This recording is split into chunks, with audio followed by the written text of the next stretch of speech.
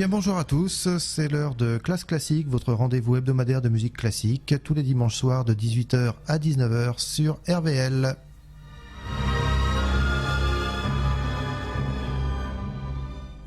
Eh bien aujourd'hui je voulais souhaiter un très bon anniversaire à un très grand musicien, il s'appelle Rinaldo Alessandrini, il a pris 60 ans à la toute fin du mois de janvier, j'ai un peu laissé passer son anniversaire mais je pense qu'il ne m'en voudra pas. C'est un monsieur qui est à la fois claveciniste, organiste, chef de chœur et chef d'orchestre, un petit peu spécialisé dans la musique baroque et en particulier la musique italienne, la musique baroque italienne. Il est né à Rome donc le 25 janvier 1960. Eh bien nous allons commencer déjà par découvrir son talent de chef d'orchestre avec cette version plutôt tonique du début du Gloria de Vivaldi, le fameux Gloria en ré majeur, RV 589. Donc Rinaldo Alessandrini est à la tête de son orchestre Il Concerto Italiano, du chœur Accademia et de différents solistes, notamment Deborah York, Patricia Bichire, qui sont toutes les deux des sopranos, et Sarah Mingardo qui est mezzo-soprano.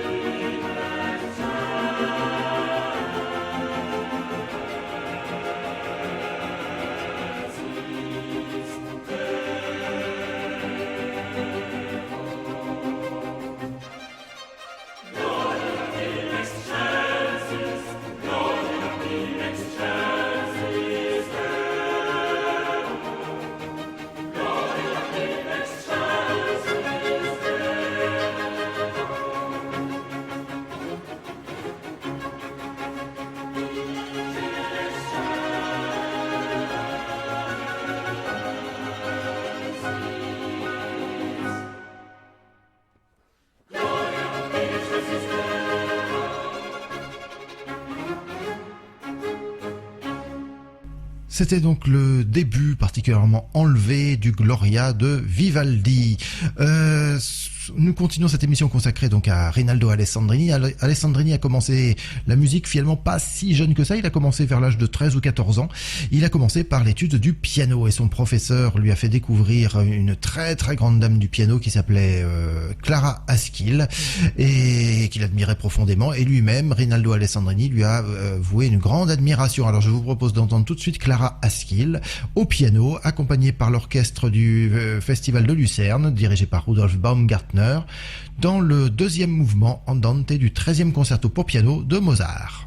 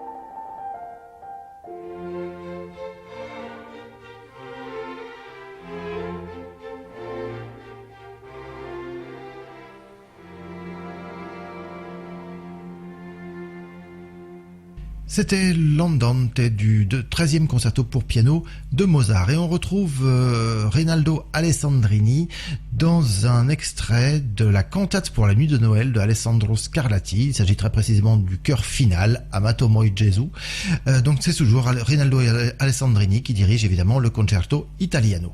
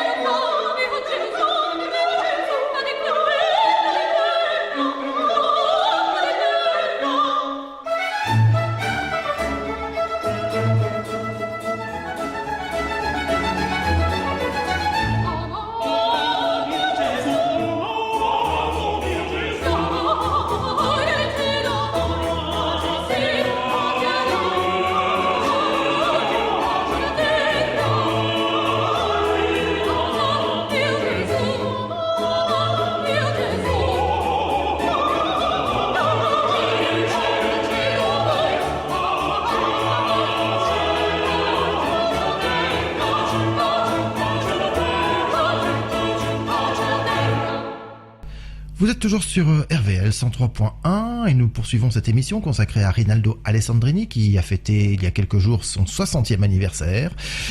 Après cet extrait de la cantate pour la nuit de Noël de Alessandro Scarlatti, on va continuer, on va rester dans une atmosphère assez festive puisque c'est l'Allegro, le deuxième mouvement Allegro du concerto pour la nuit de Noël de Arcangelo Corelli, toujours par Rinaldo Alessandrini à la tête de son concerto italiano.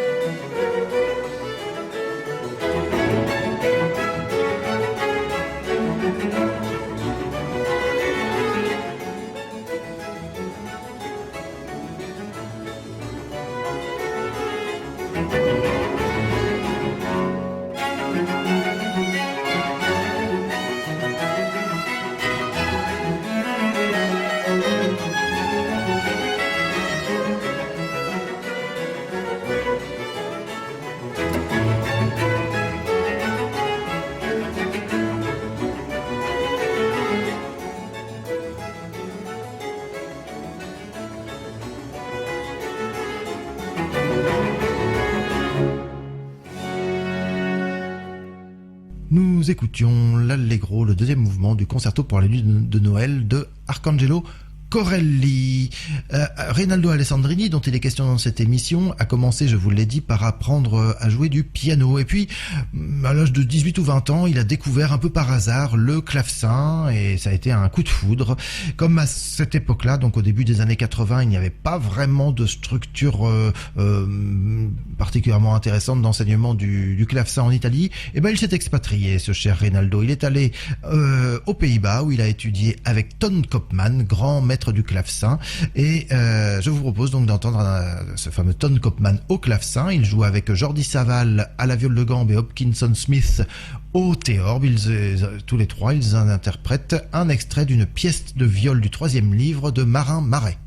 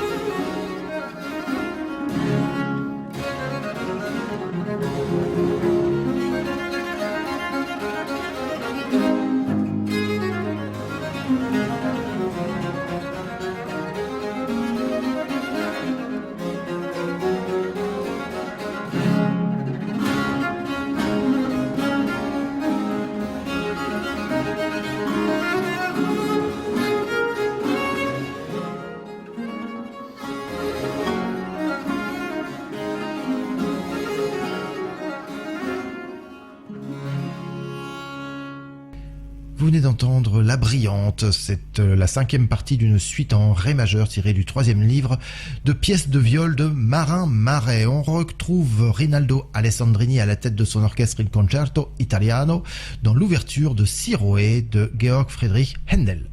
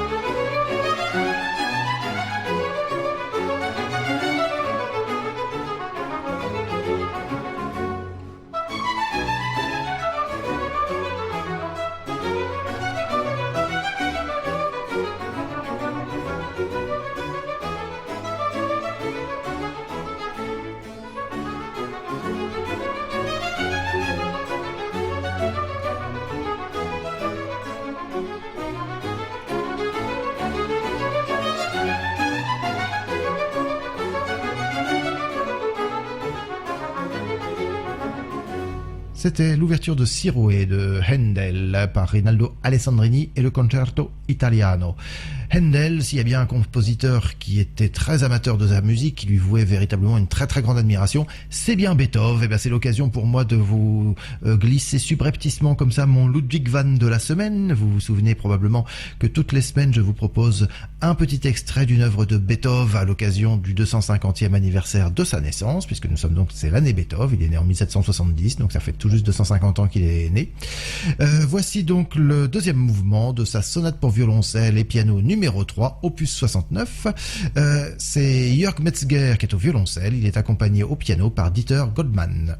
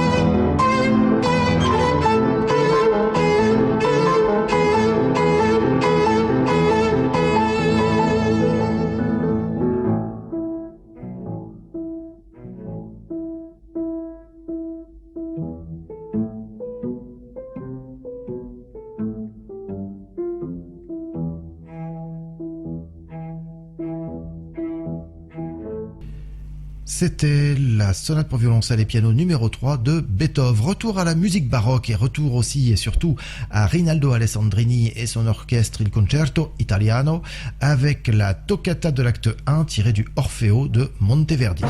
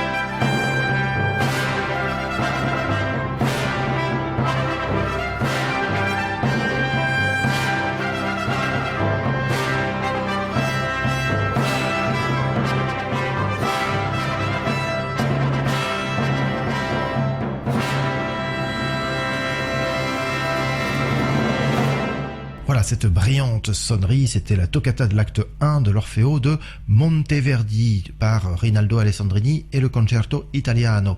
Effectivement, Rinaldo Alessandrini s'est un peu fait une spécialité de la musique baroque et même antérieure à la musique baroque, on va le voir tout à l'heure.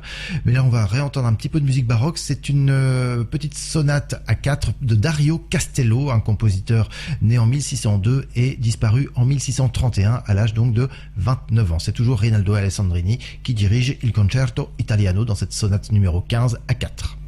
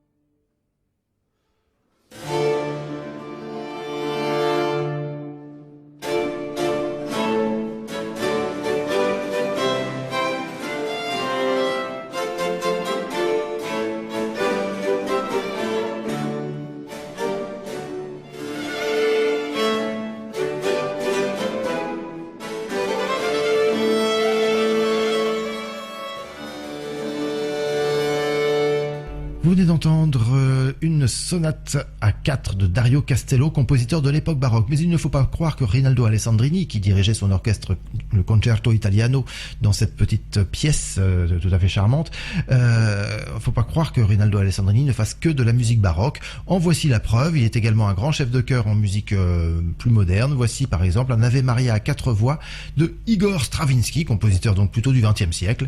Mais Rinaldo Alessandrini est toujours à la tête de son Concerto Italiano pour ce petit Ave Maria très très court.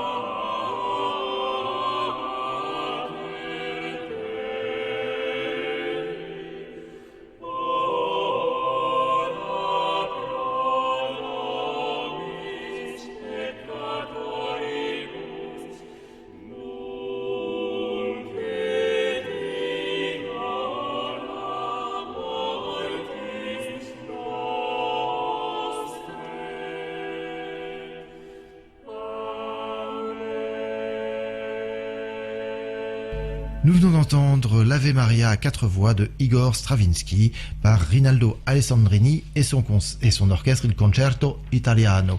Nous poursuivons sur RVL cette émission consacrée donc à ce claveciniste et chef d'orchestre, Rinaldo Alessandrini, qui a fondé donc en 1984 son orchestre, il Concerto Italiano. Il l'a fondé, pas tout seul, il l'a fondé avec un ami, et pas n'importe quel ami, puisqu'il s'agissait de Fabio Biondi. Fabio Biondi, que je vous propose d'entendre dès à présent à la tête de son autre orchestre Europa Galante dans un concerto de Locatelli, Pietro Locatelli. Voici l'allegro final de son concerto grosso opus 5 numéro 1 en ré majeur.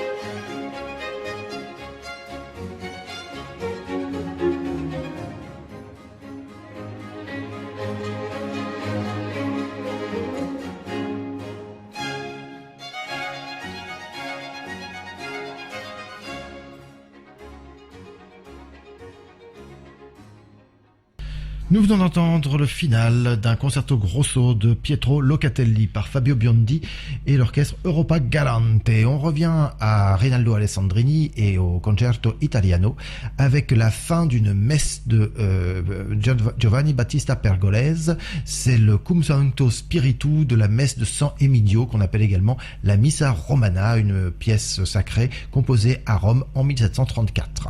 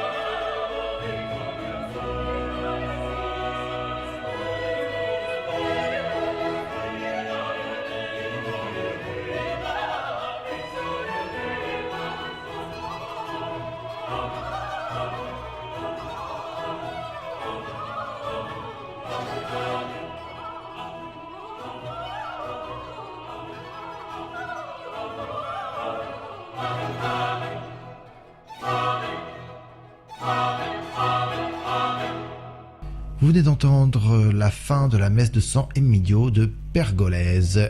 Un petit peu de Jean-Sébastien Bach maintenant, puisque nous sommes dans la musique baroque. On continue donc avec Rinaldo Alessandrini, toujours à la tête de son Concerto Italiano, pour le premier mouvement Allegro de son Concerto brandebourgeois numéro 3 BWV 1048.